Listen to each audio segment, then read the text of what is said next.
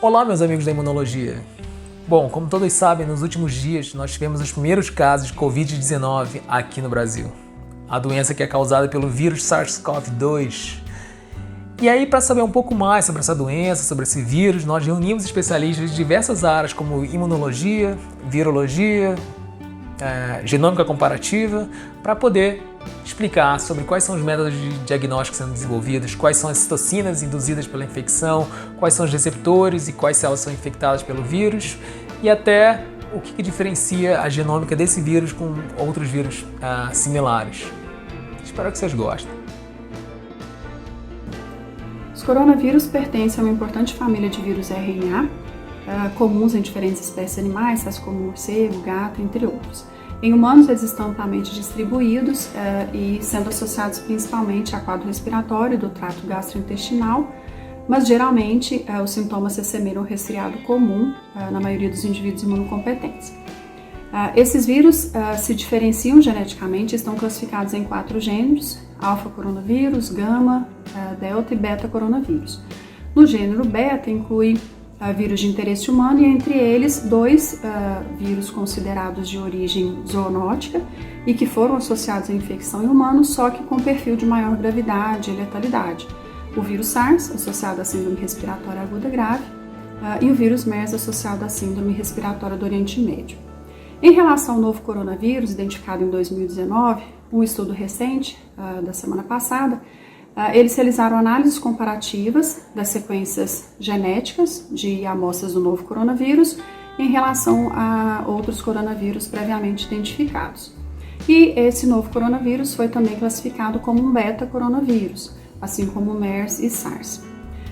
Entretanto, a análise desses dados genômicos, ela demonstrou que esse novo coronavírus, embora ele tenha alta identidade com sequências de coronavírus do tipo SARS, eles se apresentam em ramos filogenéticos distintos, mas derivados, com origem em um clado que seria de SARS da espécie de morcego, mostrando maior identidade então com o SARS de morcego. A mesma análise feita com o MERS, ela demonstrou uma maior distância de filogenética. Nesse mesmo estudo foi realizada uma análise comparativa com as sequências de aminoácidos e elas confirmaram essa proposta de maior similaridade com SARS, com o coronavírus do tipo SARS, mas em específico com o SARS de morcego também. Entretanto, apesar dessa similaridade, diferenças significativas também foram observadas, Cerca de 380 substituições de aminoácidos foram descritas. E aí, estudos adicionais tornam-se então imprescindíveis, com a perspectiva de auxiliar na caracterização e na compreensão de como essas diferenças podem estar associadas às propriedades de tropismo, de transmissibilidade, enfim, da patogenia da infecção do coronavírus. Olá pessoal da SBI, tudo bem? Bom, o vírus Covid 2019, ele é um coronavírus, ele é um vírus envelopado, que em relação ao tropismo, o que é interessante mencionar são as proteínas estruturais, principalmente a proteína chamada spike, Essa proteína, ela se heterotrimeriza no envelope viral, então são formados trímeros, que depois são clivados em subunidades 1 e 2. Essas subunidades elas vão se fundir com a célula do hospedeiro para depois então que o material genético do vírus seja liberado no citoplasma. O interessante mencionar é que essas proteínas têm um domínio de ligação chamado Receptor Binding Domain, que liga no receptor das células do hospedeiro. Quais são esses receptores? O receptor do coronavírus até agora descrito são 2, principalmente a enzima conversora da angiotensina e uma outra chamada dipeptidilpeptidase 4, DPP4. O interessante mencionar é que essas proteínas são essencialmente expressas no pulmão e nos intestinos, Motivo então pelo qual o vírus causa a doença pulmonar, o edema e a pneumonia clássica agora do Covid 2019, ou também a diarreia causada por outros tipos de coronavírus. Então, esse é um ponto bastante interessante a ser mencionado. Por outro lado, o que se sabe da resposta imune ainda é muito pouco, é um vírus muito novo, mas provavelmente os mecanismos inatos de reconhecimento, como o Toll-like receptor 3, RIG-I, entre outros, devem ser relevantes na infecção ou na resposta imune contra o coronavírus. Ok? É isso que eu tinha para falar para vocês. Muito obrigado. Coronavírus SARS-2, o novo coronavírus recentemente identificado na China. Ele foi descoberto através de um programa de identificação de agentes etiológicos de pneumonias atípicas do governo chinês.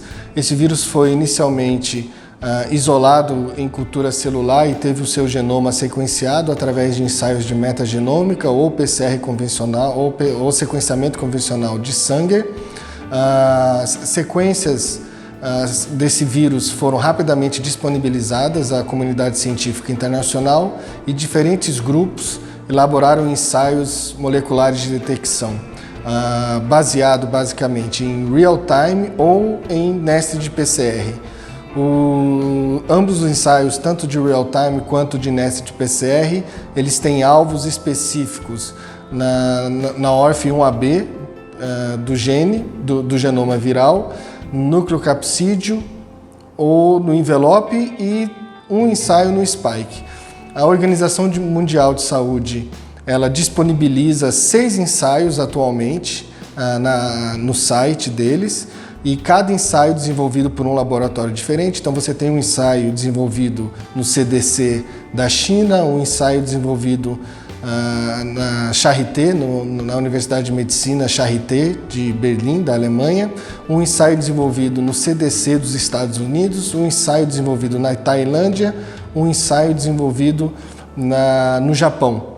Então esses ensaios são basicamente ensaios de real-time, geralmente baseado na detecção de 2 genes específicos, com diferentes combinações entre os genes já citados. Uma outra opção é você realizar ensaios que a gente chama de pan-coronavírus, que são ensaios desenvolvidos a partir do alinhamento do genoma dos coronas e o desenvolvimento de primers com alvo em genes altamente conservados, ou seja, com capacidade de detectar diferentes coronavírus, entre eles coronavírus novos, e posteriormente essas sequências esses fragmentos genéticos são sequenciados. Mas, resumidamente, atualmente são 6 ensaios disponibilizados pela OMS e baseado praticamente em real-time PCR. Citocinas, o novo coronavírus, induz nos indivíduos infectados. Um estudo recente publicado na revista Lancet, utilizando o plasma de 41 indivíduos infectados provenientes da cidade de Wuhan, na China, mostrou que esses indivíduos produzem uma quantidade grande de citocinas inflamatórias, né, IL-1-beta, IL-2, IL-4, IL-5, IL-6, IL-18, HANTS, MIP-1-alfa, MIP-1-beta, MCP-1, TNF-alfa, interferon-gama, IP-10. E esses indivíduos, quando eles fazem uma comparação com os indivíduos que precisaram de uma unidade de saúde intensiva, né, eles observam que esses indivíduos que precisaram, eles produziram uma quantidade maior ainda de citocinas inflamatórias e também produziram a interleucina IL-10. Então, nesses indivíduos tem um envolvimento das citocinas do perfil TH1 e já inicia, né, o envolvimento de citocinas de um padrão TH2. Também eles compararam, né, procurando os dados de indivíduos que foram infectados com outro coronavírus, do tipo MERS e SARS, observa que esses indivíduos também produziram, na fase aguda, uma quantidade grande de citocinas inflamatórias, sendo essa, então, uma característica dos coronavírus.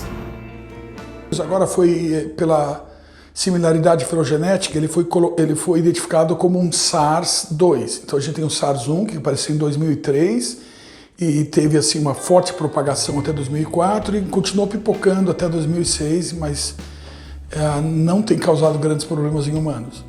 E esse SARS-2 é do mesmo tipo, ele tem uma organização genômica muito parecida, mas como a gente não tem uma boa ideia do processo de tráfego entre espécies dele, e a única sequência que a gente já deu uma olhada é uma sequência de morcego de 2013, e essa sequência é muito parecida com esse vírus e tem alguns aminoácidos diferentes. Então é lógico que essas diferenças a nível de aminoácido podem estar envolvidas em alguma diferença fenotípica desse vírus com o vírus precedente. Uma das coisas que a gente tem feito uma análise, tem ficado extremamente encafifado é o fato que esse vírus não parece estar menos adaptado a humanos do que ele é para os outros animais que os chineses estão avançando a ideia.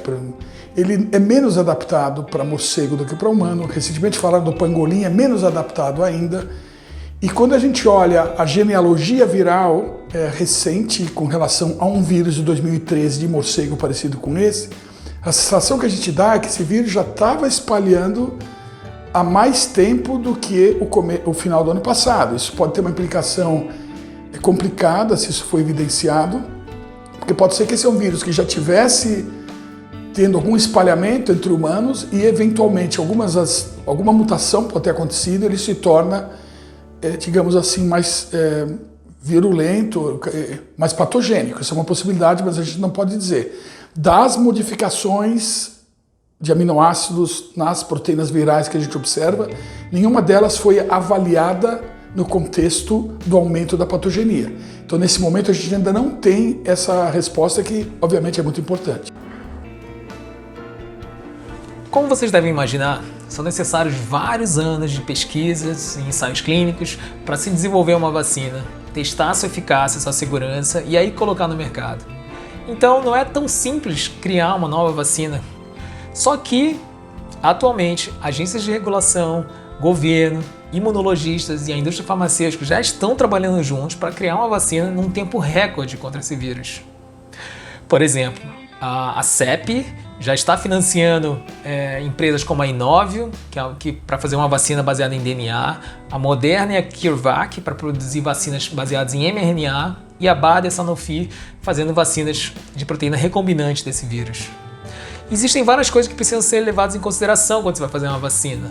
Uma delas é quais proteínas do vírus você vai usar na vacina. Então essas proteínas elas precisam ser específicas, elas precisam ser imunogênicas, ou seja, o sistema imunológico tem que ser capaz de reconhecer e induzir uma resposta imunológica que proteja contra uma subsequente infecção e talvez melhor ainda se for simples e fácil de produzir em larga escala. E aí existem vacinas, por exemplo, que são atenuadas, que contêm vírus atenuados, onde há um pouco de replicação viral nessas vacinas. E por elas serem extremamente imunogênicas, elas também são mais reatogênicas e podem ter mais efeitos colaterais. Então é por isso que precisa de alguns anos para certificar de que essas vacinas atenuadas elas são seguras. Enquanto isso, no outro lado, existem as vacinas de proteína, ou recombinante ou não, mas que são baseadas nas proteínas do vírus.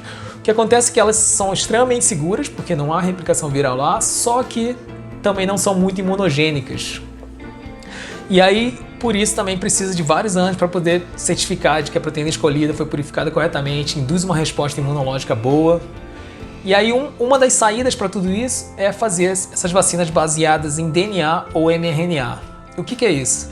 Na verdade, você faz o seu próprio corpo produzir as proteínas virais. Então, você introduz na vacina pedaços do vírus codificados em mRNA ou DNA, injeta, por exemplo, intramuscularmente e dá uns choquinhos no local para que o DNA ou o ácido nucleico entre nas células e aí as suas próprias células produzem as proteínas virais.